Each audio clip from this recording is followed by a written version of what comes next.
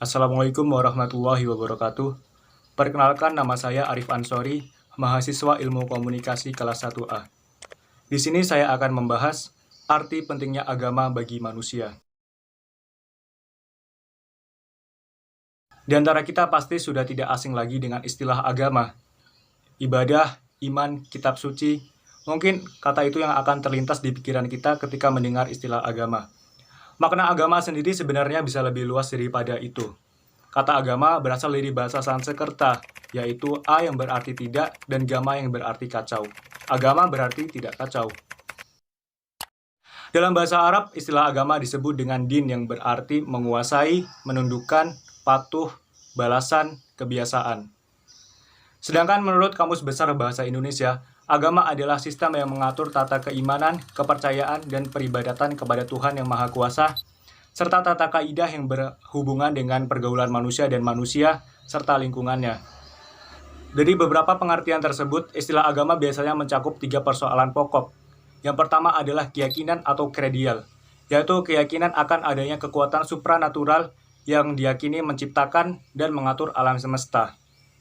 Yang kedua adalah peribadatan atau ritual, adalah tingkah laku manusia dalam berhubungan dengan kekuatan supranatural tersebut sebagai konsekuensi atas pengakuan dan ketundukannya.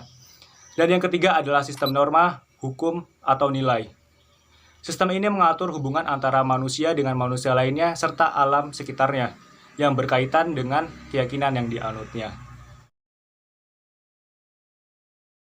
Setidaknya terdapat 3 faktor yang menyebabkan manusia perlu terhadap agama. Yang pertama karena fitrah manusia.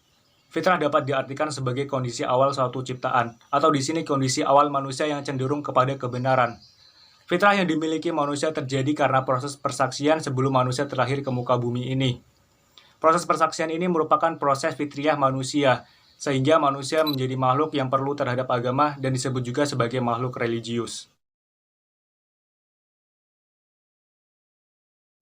Yang kedua adalah karena keterbatasan akal manusia. Akal sebagai anugerah terbesar yang diberikan Tuhan kepada manusia memang mampu membedakan mana yang baik dan mana yang buruk. Tetapi, tidak semua yang baik dan yang buruk dapat diketahui oleh akal. Akal juga tidak dapat mengetahui segala informasi, terutama yang berkenaan dengan hal-hal gaib, seperti alam akhirat, alam barzah, surga, dan neraka. Dan yang ketiga adalah karena tantangan yang dihadapi manusia. Manusia dalam kehidupannya senantiasa menghadapi berbagai tantangan, baik yang datang dari dalam diri maupun dari luar diri. Tantangan dari dalam berupa dorongan hawa nafsu yang dimilikinya, sedangkan tantangan dari luar berupa hasutan atau bisikan baik yang datang dari setan berbentuk jin maupun setan yang berbentuk manusia. Begitu pentingnya agama sebagai bagian yang tidak dapat dipisahkan dari kehidupan manusia.